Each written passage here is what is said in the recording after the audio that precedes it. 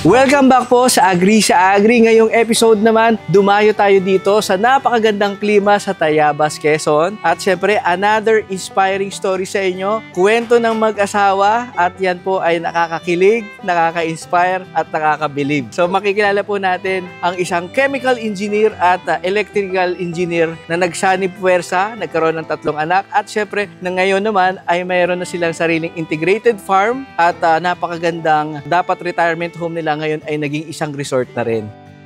Siguro nga nandun yung totoo na pagka nag-i-enjoy ka dun sa ginagawa mo, susunod na yung lahat, magiging maayos yung flow. Nag-open yung maraming opportunity since ini-enjoy lang talaga namin umpisa yung farming. So nandun nakita namin na may potential pala ang farming. Na-experience kasi namin na nagkaroon kami ng guest na mga kinder. So while nasa farm sila, nakita nila yung mga rabbit, mga paghuli ng isda. Andun yung tuwang-tuwa sila na iba yung experience na makadal nila yung rabbit, makita nila na makapag-catch sila ng fish, yung mga manok, magpapakain sila. Samantalang parang iniisip namin, daily activity namin, sa kanila grabe yung enjoyment na naranasan nila. So parang, ay ang saya, hindi lang pala talaga tayo yung magi-enjoy sa ginagawa natin. So, in our own little way, nakakatulong kami or nakakapagbigay saya kami sa mga nagpupunta sa farm na hindi lang hanap is maligo or makapag-relax, na-experience nila yung buhay farm.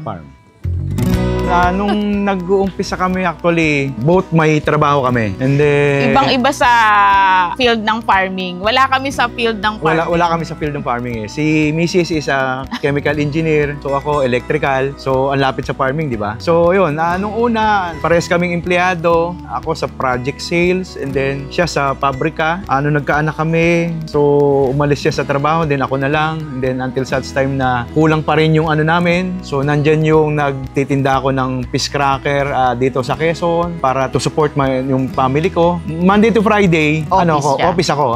Engineer ako doon. Pero pag Saturday and Sunday, vendor ako. Vendor ako ng fish cracker.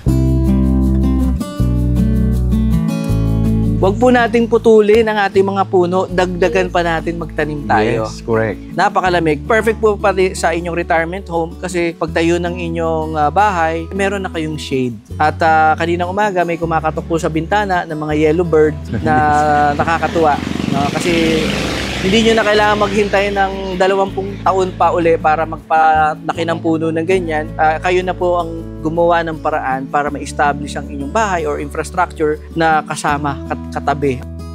Ang rin namin sa farm kasi is, ang goal is mailapit yung mga new generation. Maipaano sa new generation na kung ano yung ng farming. Ng farm, ano ba ang, let's say, yung, like yung mga bata ngayon, hindi nila alam kung saan galing yung itlog, paano ba, saan ba nangingitlog yung manok. So alam lang nila is nasa table na, luto na. So yun, doon kami na dapat natin yung sa mga bata na yung farm natin is very, yung awareness ng mga new generation. We are married for 25 years. So siguro ang secret lang namin is maging best friend sa isa't isa. Kasi since same kami ng enjoyment or ng hobby, yung pagtatanim, pag-aalaga ng ganito, ng ganon, same passion, nandun yung may bonding kami. Actually, pwede kaming tumagal sa isang nursery plant maghapon, magtsikahan kung ano yung bibiling halaman doon, ano yung magandang itanim. Pwede kaming maghapong mag-usap na hindi kami maboboard. So pakinggan nyo po kanilang pagbabahagi, napaka-inspiring. Huwag muna tayo, bawas muna tayo ng mga sobrang knowledge overload at gusto nyo talagang yumaman. Naging trend po natin yung mga agarwood, ilang-ilang at iba pang mga pag-uulang, pag-crayfish. Medyo dahan-dahan muna, mag-relax muna tayo. Tumakas muna tayo dyan sa nakakapagod. Ngayong episode naman, mag-relax muna tayo. Very cozy, very relaxing. Magkaiba po yung passion na talaga sa pag may express, may pagod kayo, may passion kayo, mapapagod kayo, physical body lang, itutulog lang, okay na ulit. Kaysa doon sa stress, sa mental health, yung negatibo sa paligid, yung hindi kayo masaya sa trabaho sa opisina, na medyo naiinis na kayo sa boss nyo, wala kayong magawa kasi we're working for the payroll, for monthly bills na kailangan nating buhayin ng pamilya. But hopefully, down the road, mahanap nyo pa yung inyong passion na dati yung ginagawa at susunod na mga panahon pa, yun naman ang inyong mapagbigyan ng panahon at mas maging masaya ang buhay. Katulad po ng mag-asawa ngayon na makikilala natin dito sa Tayabas, Quezon. Don't forget to like and subscribe.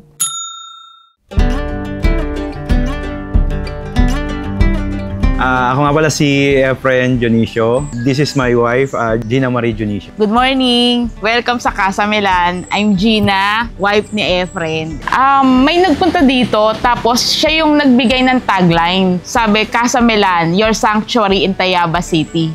Resort lang ito nag-start, tapos nakita namin yung potential na i-connect sa farm. Kasi yung mga nag-i-stay, nag-i-enjoy mag-pick ng papaya, sili. So, dinevelop na namin yung farm. Actually, ito, Casa Melan, is inabail namin yung property for the reason na magkaroon lang kami ng weekend destination. Meaning, pag from Bulacan, uwi kami rito. So, at least meron kaming isang bahay na tutulugan or nasa amin. Then, ito, Berto, then marami siyang puno kaya namin nagustuhan. So, nagplan si Mrs. at saka yung father-in-law ko na kung saan siya itatayo yung ano. So, isiningit lang namin yung bahay sa mga puno na which is ang ano is walang kaming ikakat na tree. So that's why ganyan lang yung naging sukat niya or talagang maximize yung space ng bahay. So yung yero o yung bubong yung iniwas na nag-adjust, not yung puno ang kinat namin. Kasi we believe na mas nauna sila dito sa area na to, yung mga puno na yan, kami bago lang. So hindi namin sila pwedeng patayin and then yun, may advocate din kami na yun, hindi kami nagkakat ng tree.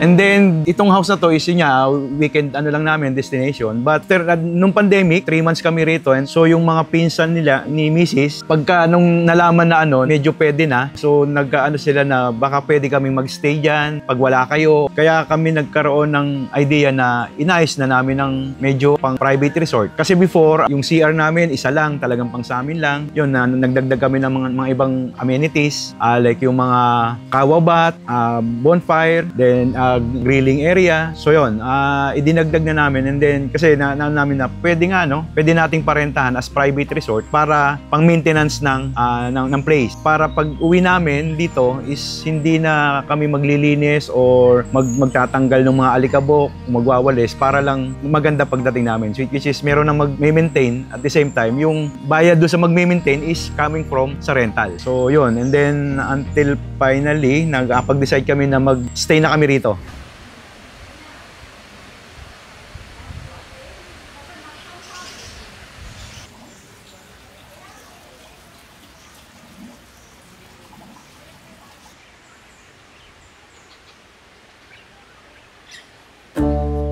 Meron kaming 3 anak, si Rica, si Van, at saka si Gian. Sa panganay namin nakapangalan yung Casa Melan, Rica Melan. Si Rica is 23 years old and katulong siya ng mister ko sa business nila. Siya yung nasa admin. Si Van Edric naman, yung pangalawa is electrical engineer siya. So graduating na siya this May or June. Electrical. Sinundan yung papa niya. Siya yung mag-ano sa akin. Tutulong sa business which is electrical kasi yung business namin sa Manila. So yung bunso ko naman is si Frenjian ay magka-college this school year. Since pandemic, 3 months na lockdown, bawal lumabas. Siya yung nag-ayos, pati itong Millionaire's Vine. Nakita namin yung paglaki niya, pag-grow niya. Within 3 months, early morning, di ba? Uy, mataas na siya, mataas na siya. Inaabangan namin na lumampas yung ugat niya dyan. Kasi di ba parang anlamig ng feeling dahil dun sa mga ugat. So, yun. Actually, itong bahay, yung design ng bahay is wala kaming inano dyan, hindi namin ano sa architect or civil. Nag-build lang kami ng may tao lang kami na and then yung design is kay Mrs. at saka doon sa father-in-law ko. Habang ginagawa siya, nag-iisip. So, walang concrete na design. So, kung ano lang yung maisip habang ginagawa, mamimili kami ng mga materyales, and then yung ladder niya pataas is dito sa gilid, which is hindi pwede dahil puputulin yung puno. So, nag-decide sila na doon na lang sa gilid para maiwasan yung puno na putulin. So, yung mga ganun, wala siyang concrete na plan nung binibuild to. So, sila lang dalawa ni tatay ang nagko-conceptualize kung ano yung mangyayari. Aquaculture, hatching, growing, harvesting. Ayan, dito po tayo sa posting.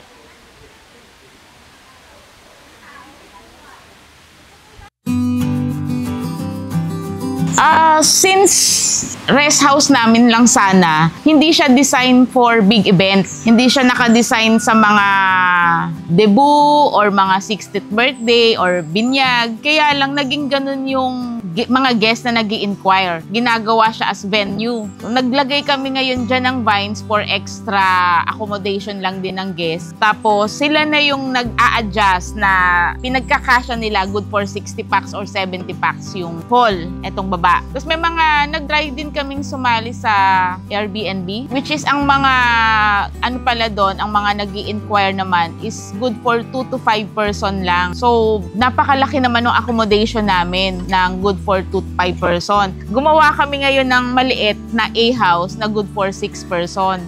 Meron siyang sariling jacuzzi na hot and cold. Tapos, ang main feature nung A-house is may katabi siyang ilog. So, rinig na rinig mo yung flow nung 24/7. ilog. 24/7 kang akala mo umuulan. Since ako kasi is talagang, I call it, anak ng magsasaka, way back nung malit kami, talagang nagagapas kami, nag-aano sa farming. So, nung nandito na kami sa Tayabas, so nag-a-attend kami ng mga training with regards sa farming, like OAP, organic farming. So, noon, nagkaano kami na, gusto namin, pangarap namin magkaroon ng sariling farm. After namin gumraduate, so sa pa-training ng TESDA, so nag-aano na kami, naghahanap na kami ng farm na pwede naming i-develop or maging sariling farm, umpisahan. So ano namin is kahit maliit lang, okay lang. Kasi dito, hindi namin makita kung saan kami magpa-farm eh. So maraming puno, so hindi siya sa mga vegetable. So that's why itong malapit dito, 2 blocks away, dito sa resort, so may nag-offer sa amin. So yun, ginrab namin to start yung pangarap namin na magkaroon ng farm. Tapos nung umpisa, since into farming talaga kami, nag-i-enjoy kami nagtatanim lang kami para sa amin, para sa sarili lang namin. Yung hindi namin inisip na mag-grow siya or magiging siyang learning site. Tapos, dito sa Tayabas particularly, ang laki ng support na nare-receive namin from LGU, from OPA, tsaka from DA, from provincial. Duckling.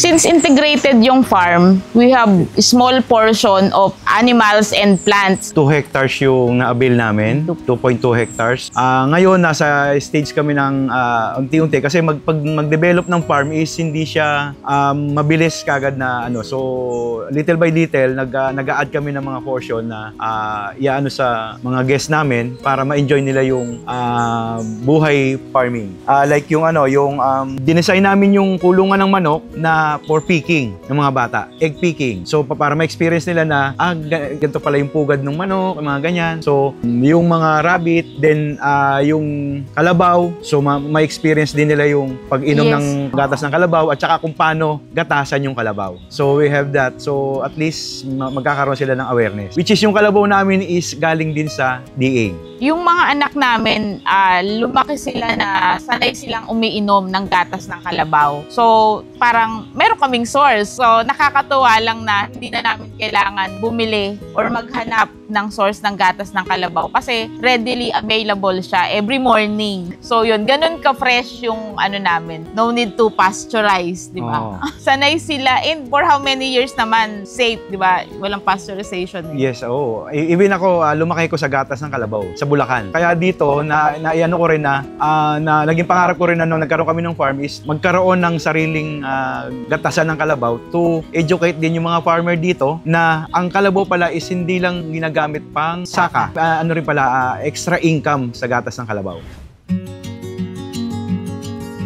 So nakikita nyo po yung sa drone shot natin. Ito na yung napili nila na area for spring onion. So lawak. So mga ilang square meters po ito? Ito siguro mga more than half hectare. Itong pagtatam na namin. Sir, yung inyong pagtatanim ng spring onion ngayon, ito ba ay first time nakapag-trial and error na kayo? Actually ngayon first time namin na ano. So dahil yun nga, may buyer, may measure buyer, and then katulong namin yung ibang mga farmer na nag-spring onion na. So yung demand is malaki. So sila rin yung nag-encourage sa amin na magtanim ng ano, and then, sila rin yung katulong namin Setup dito, magtanim, magbungkal.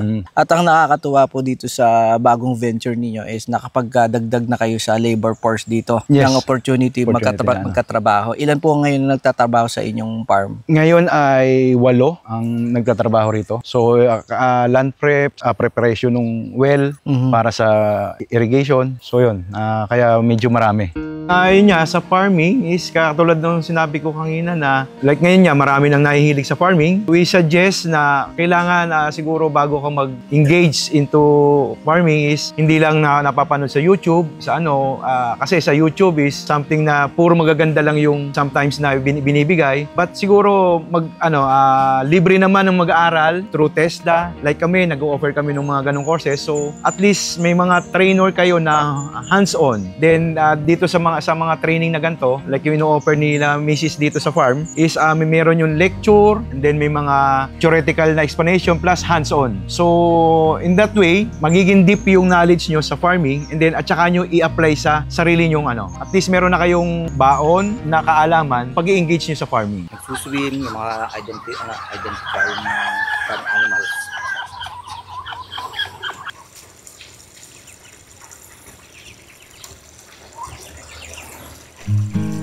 So, yung nagiging namin, bonding time, every morning, pagka weekend, since nasa farm kami madalas, makikita namin yung mga bata may dalang breakfast. Pakakain na. Nandun kami sa kubo, doon kami magbe-breakfast. Tapos, doon sila magko-comment na, uy, may bago palang kulungan yung mga bibe. Uy, may bago palang kulungan yung mga chicken. Dapat ganito, ganon. So, sila yung nag-a-advise, nakakakita kung ano yung dapat gawin.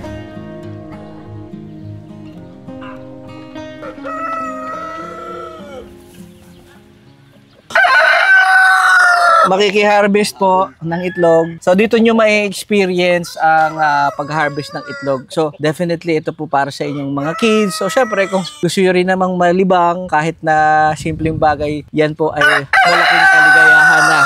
So kuha tayo itlog, sir, ang pang-almusal. Yes, pwede. Ayun, oh. Yeah. Yan ba, Melo? Oh, wow. Brown egg. Parang brown, no? Yes, brown egg. Brown egg siya. Free-range egg. Free-range egg. Dalawang itlog, sir. Pang-almusal. Sir, tag-isa tayo. Pwede. Sunny side up. Yan, nakaka-enjoy, kahit na ito ay maliit na bagay, pero yung mga kids talagang mag-e-enjoy sila. Ako, sa dami na natin pupuntahan ng farm, nag-e-enjoy pa rin ako. Na kukuha ka, tapos lulutuin. Yung almusal namin kaninang umaga, actually fresh na fresh dito pala nang galing. Meron kang makisig dito. Ang kulit eh. Nananalpok. Ay! Ang kulit. Tanggal na ka dapat ang ano. Nantahid. Masakit din. Ay! Masakit din. Oh, yan, baka Sakit din. nasugatan pa kayo. Oh, Gawa. Ikaw bang hari dyan? siga. Siga. Siguro mga more than 15 years kaming nag-stay sa Bulacan. Nagkataon lang na na-lockdown kami dito sa Tayabas. Then medyo na-compare namin na masarap kasi yung weather dito eh. Malamig. Tapos sobra pang mapuno. So naisip namin na ang init. So transfer na lang tayo dito para ma-enjoy natin yung lamig ng Quezon. Since pandemic yun, yung mga bata is mga naka-online class. So yung transition nila, hindi ganun kahirap or ka-drastic para sa kanila. Since online, wala silang talagang friends na face-to-face na iiwanan. Nakatira na kami dito, sa Bulacan pa sila nag-aaral dahil since online class.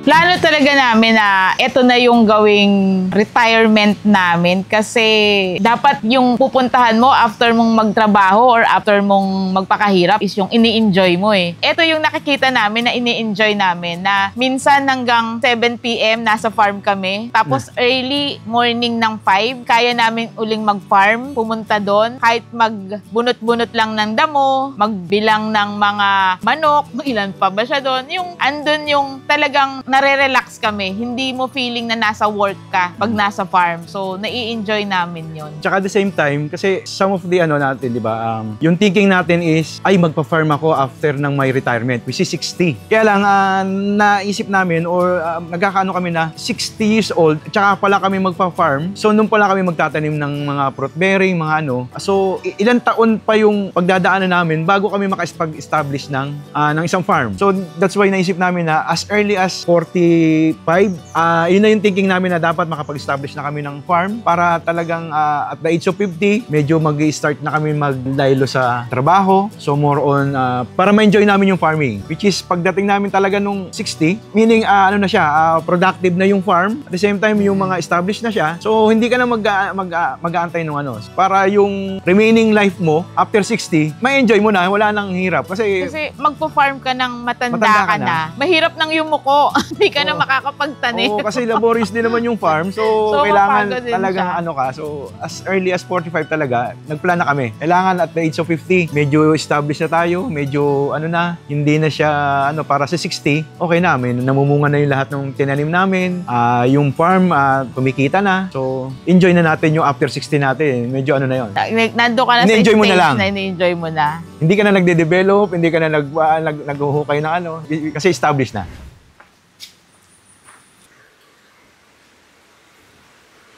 So, solong-solo namin ni Kuya Bong.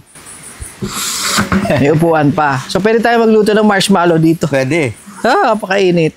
Pwede mag-ihaw. Tanggal ang mga lamok. So, medyo madilim. Siyempre, of course, eto na. Yung isa sa mga banding nyo dito sa Casa Milan is meron silang pa-bonfire. So, kung grupo kayo, kasama nyo yung family nyo, or solo lang kayo, special someone, special someone ko ngayon si Kuya Bong. Be, ready ka na, Be? Magma-marshmallow tayo, Be. So, one of the amazing experience din dito is yung, siyempre, away from the buzz, madilim, cozy, Marinig mo mga kuliglig. mga kuliglig, lagaslas ng kanilang bukal, ng kanilang swimming pool. Yan po ay, by the way, a spring, natural spring. So, pag lumublob kayo dyan, malamig talaga yung tubig. Mapapasigaw kayo. Mamaya, baka bukas na lang kami ng umaga ni Kuya Bong lumublob. May dala ka bang trunks, Kuya Bong? Wala. Mag-brief ka na lang. So, ang ganda po, paka-cozy. No? So, may imagine nyo na kayo magbabarkada or yung kaibigan or family bonding ninyo with your kids. You have your own private place.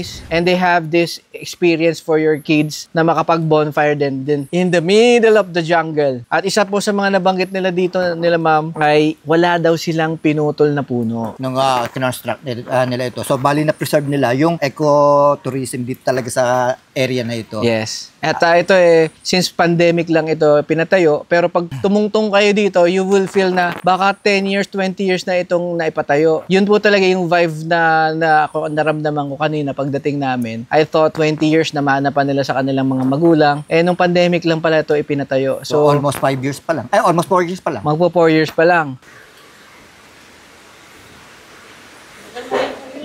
Pine-prepare po para sa kanilang mga guests, grahams. So, ipapalaman yung marshmallow. Oh, wow. I don't know kung nakikita nila kasi medyo, so at least mamaya mapakita natin. So, ayan. Nakana ko yung isang stick. May stick tayo dito. Stick. Marshmallow, tutusukin sa dulo. Ayan. Kuya Bong, ito na yung marshmallow mo. So, iwagay ang marshmallow. Nakikita niyo yung puti. Ano muna tayo? Cheers. Espadahan. Espadahan. Baka iba isipin nilang espadahan, Kuya Bong. Ikaw talaga. Ayan, dito. So, may graham kami dito, papalaman. So, talagang pinlalo na nila talaga ito. Pinirepair nila. I didn't expect na meron palang ganito. Tapos, meron na silang stick talaga na naka-ready. Malayo.